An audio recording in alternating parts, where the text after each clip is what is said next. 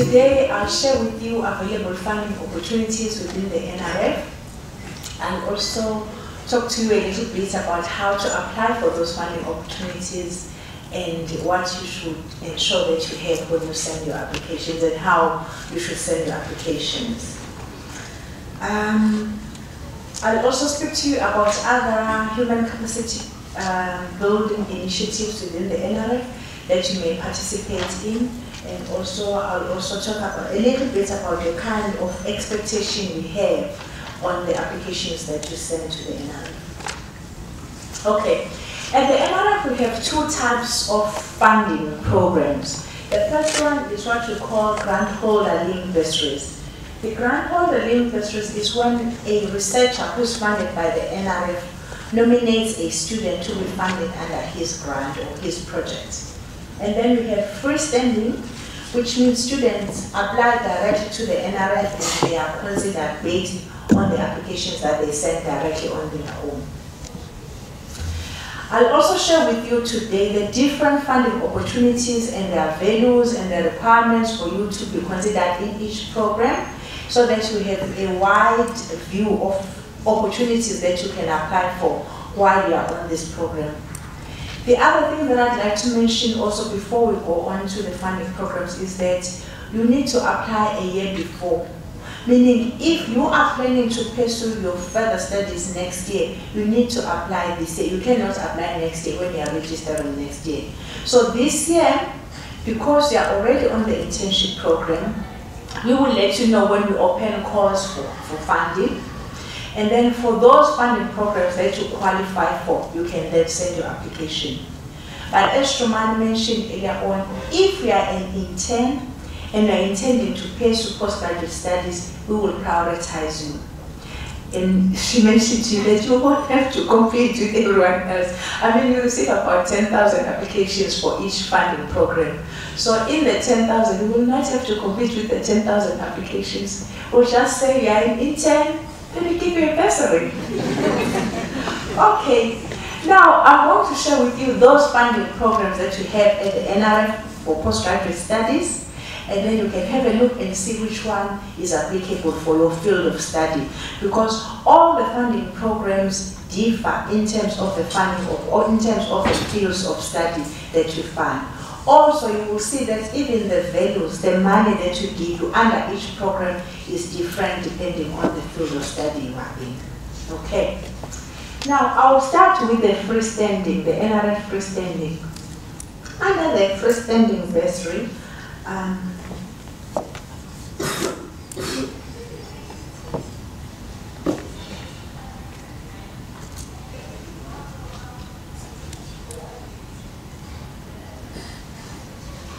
oh yes, okay.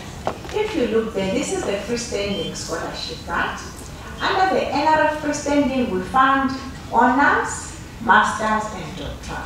Also postdoc, but because most of you haven't completed your doctoral studies, you'll see for BTech or honors will give you 20,000, for masters 40, and for doctoral 60. And then the nice thing about the NRF freestanding is that you also fund you for PhD studies if you want to do it abroad.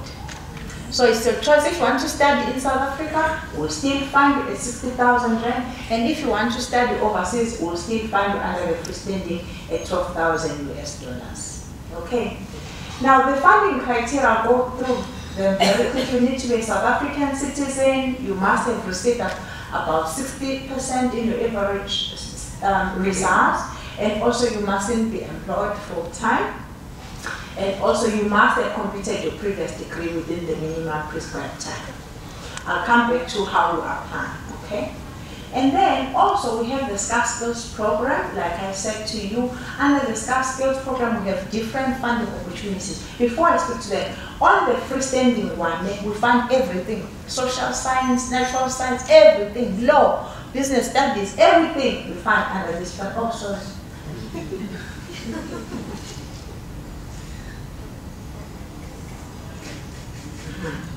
Here we find everything. So everyone in this room qualifies there under the innovation, under the freestanding, right?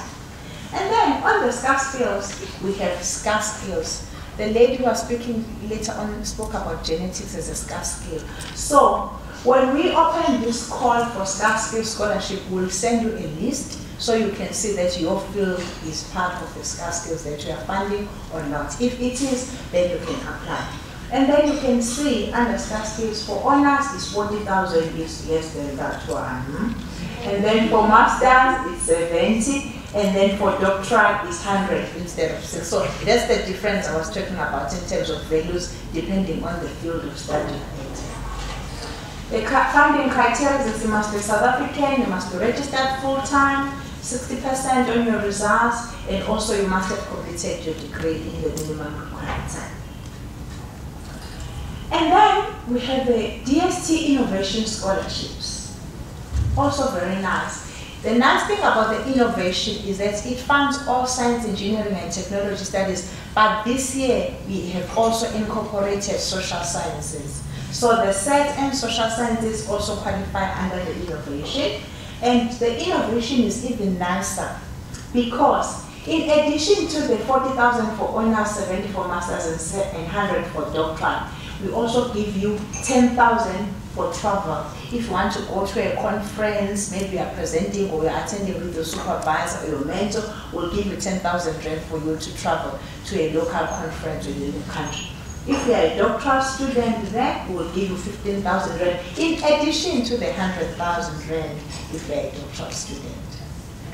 And then the funding criteria is the same as the previous one. And then we also have the NRF DART funding program, which gives you 60,000 rand for master students and 90,000 rand for doctoral students. For this one, though, you must have above 65% in your results, and also you must not be employed full-time, and you must have completed your degree within the minimum prescribed time.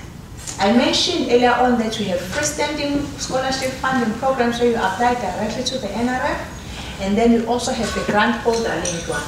The grant holder link bursaries have slightly lower values because in these ones you do not apply directly to the NRF. Instead, your mentor or your supervisor nominates you. So you see, you don't compete. Your supervisor will say, this student is doing a project which is linked to my project, and I want the student to be funded under my project. And then those are the funding programs for students under the grant holder link bursaries. And then again, you must be South African or non-South African citizens qualify, and you must have about 60% in your marks. Okay. And then for the grant holder link bursaries, because you don't apply directly to the NRF, you must go to your research office and tell them that I'm doing my master's or my honors or whatever level of study you're at, and say you request to be appointed as a grant holder link student under a supervisor who is doing a project that's related to your project. Okay, then we have the ESCOM grant funding program. This one is meant for black researchers who are based at all universities across the country who are doing research within the ESCOM funding programs. It's a wonderful program also because as NRF, if you are registered for masters, we give you 60,000, and then if you are registered for doctoral, we give you 90,000. But in addition to these values, ESCOM adds more money onto what the NRF is giving you. So as a master's, you will probably get more than 100,000 if you combine it with the contribution from ESCOM. So it's also one of the nice programs. Again, with this one, you need to go to your financial aid office or research office and request to be nominated under the ESCOM program. Okay, we have more funding programs with the NRF. We have what you call the South African Square Kilometers Array Project. Also very, very nice program to be funded under. Under the SK program, for undergraduate, this is one program that even funds undergraduate students and diploma students. This one, for undergraduate honors, we give you 93,000, and for masters, we give you 87,000 and for doctoral 115,000. You heard Dr. Maharaj earlier on saying she encourages you to pursue postgraduate studies and you are availing funds for you to do so. So that nothing is ever a problem for you if you're intending to pursue a career in research. We're making funds available for you. And we're funding almost all the fields of study that you may be registered for. So there is no reason you may be worried that, oh, if I want to pursue after 12 months of internship, what happens to me? We will be there to support you financially. Now, under the square kilometer array, we only fund the research of the students that focus on the specific areas of the Meerkat and SKA. So you need to establish which research areas are under Meerkat and SKA, and we make that information available when we open call for this, because even for the SKA students apply directly to the NRF. You don't need to go to the research office, and I'll speak to you later on about the calls that you open when we want you to start sending applications. And then we have the International Research Training Group. This one only funds doctoral students, and they must be doing research that have to do with HIV and AIDS. But only doctoral, we don't fund honors and masters.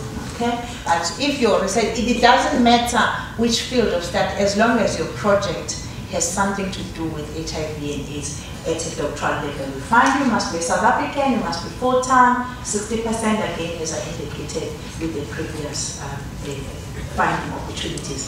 But for this one, we also require you to go to the research office to get more information about it.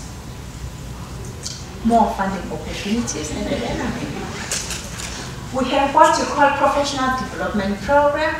Also a very beautiful program. It's one of the programs that funds a higher values of money, because this one will give you with this one will give you 200,000 if you are registered for doctoral studies. How many of you want to do doctoral studies? Oh, such small numbers. Oh, guys, you don't want 200,000. I'm disappointed. Okay, I'll come to the questions when I'm done. If you want to be funded under the Professional Development Program, you must be placed at a science council or a national facility. But obviously you must be registered with the university, because science councils and national facilities do not issue degrees, you know, they don't know what to do. So you have to be registered, but for your project you must be placed at a science council or a national facility. Now, in addition to the 200,000 that we give you, the institution will also give you 70,000 rand, but this one is for research costs like a laptop, consumables in the lab, field trips, all the other things that you need for your research, in addition to the 200,000 that you give. But like I said, for this one, you must be a South African citizen, and you must be placed in the Science Council National Facility or any public research institution in the country. And I'll tell you about how to apply for that. And then we have many strategic programs within the NRF. The strategic programs is when researchers come to the NRF and they say, we want to develop this research field, and we need students who will be registered under this field. They approach the NRF, and then we make funds available for those strategic programs. And they include the MSON, the FSAT, some of you know about it because it's housed here, a CPU team, MedSci, Bioinformatics and Functional Genomics, and the AIMS program, which is also based here in the University of Cape. And it's various awards and different funding values within these different strategic programs. And for the strategic programs, again, you need to go to the research office, or you can contact us directly and say, I'm a bioinformatics student and I want to be funded under the strategic program. Give us information. I'll share with you our contact details. You can call us, you can email us, you can do everything so that we can provide you with the information that you need this year if you are planning to study next year. Okay, now, because we really want you to finish your degrees, you find that we fund with all the funding programs that I've mentioned, but still you don't finish your degree in time. but we are worried that you haven't finished. So we say, okay, even though we funded you for the degree, but you didn't finish, we're now giving you time to finish your degree, and we have what we call extension bursaries, just for you to finish the degree. So, because this is an extension, it's prorated, meaning we give you the money that you need just to finish. For instance, let's say you want about 3 months to finish, maybe you are writing up, or there's something that you need to fix, or you need to collect more data, or something small to do. We'll give you money again so that you can finish. So this is not for you to start, it's for people who are already funded by the NRF, but by the time we stop funding, they haven't finished and they just want an extension to finish the degree. We have funds for that. For masters, we give you 40,000 rand. If it's for masters under first innovation and skills, we'll give you 70,000 rand, and for doctoral, we'll give you 100,000 rand, because it's up to a year. But it's prorated, because you may say, I just need 3 months, I just need 6 months, I just need 9 months. So it depends on the amount of time you need just to finish. Okay, under the grant holder link bursaries, like I mentioned earlier on, that this one you are only nominated, you don't compete with everyone else. We'll give you 40,000 rand for masters and 60,000 rand for doctoral studies. Now, I just want to mention to you that for honors we fund it for a year, for masters 2 years, for doctoral 3 years, and 3 years also for postdoc. But like I mentioned earlier on, if you mention we funded you for 2 years, but you haven't finished your degree under the masters, then you can apply for the extension bursary so that you can finish. If we find you, you need to submit the annual progress report so that you can renew it for the next year. For instance, under masters, we fund it for 2 years. You need to submit an annual report so that you can fund it for the second year. But you don't need to reapply for the second year. And then now, how to apply for all these funding programs that I've mentioned to you. You have to apply online. What we do is when the time comes for you to send applications, you open a call, and then you need to respond to the call by sending your application online. But when the time for calls happen, we'll communicate all this information to you while we are on the program, because we are prioritized. And then within the NRF, we have what we call Central Grant Management System Unit. This is the unit that receives your applications online. They screen them to ensure that all the information that we need is provided in your application. They also communicate to you if you've been funded or not funded. That's the unit that's responsible for them. They also open the calls that I mentioned to you. When you open the calls, you say, now this is the time for you to send your application. This grant management system unit is the one that will open that call. So all your inquiries, your questions, if you're unable to upload your application or something happens on the system, this is the unit that you speak to when you're sending your application. And I'll share with you their contact details at the end so you will be able to communicate with them. Now, when we receive applications at the NRF, we assess them. Like I told you, that is competitive. So we look at a number of things, and we have very skilled people who are established researchers, who are experts in the fields that you are studying. Those are the people who look at your applications in panels. They assess your applications, and those people are also credible researchers on their own.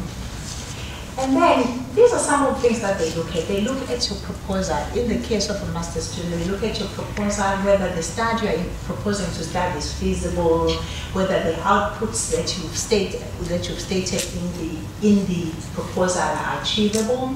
They also look at your academic record. Remember, earlier on I mentioned to you the 60% that you need to achieve in order to qualify. So they look at your academic record as well. They also look at the reference, because when you send your application, the application must be supported by a referee who will say you are a capable scientist, you will be able to finish the degree within the prescribed time. We also look at your identity certificate. You will remember earlier on I indicated that some programs indicate that you must be a South African citizen, so we look at your ID documentation as well. We check whether the application is eligible. We check whether you meet the requirements that are indicated in each funding program. We also look at your leadership skills, because that shows that you'll be able to compete. We look at the previous awards you've received before. We look also at the institution that you are going to, whether they'll be able to support you while you are doing the program.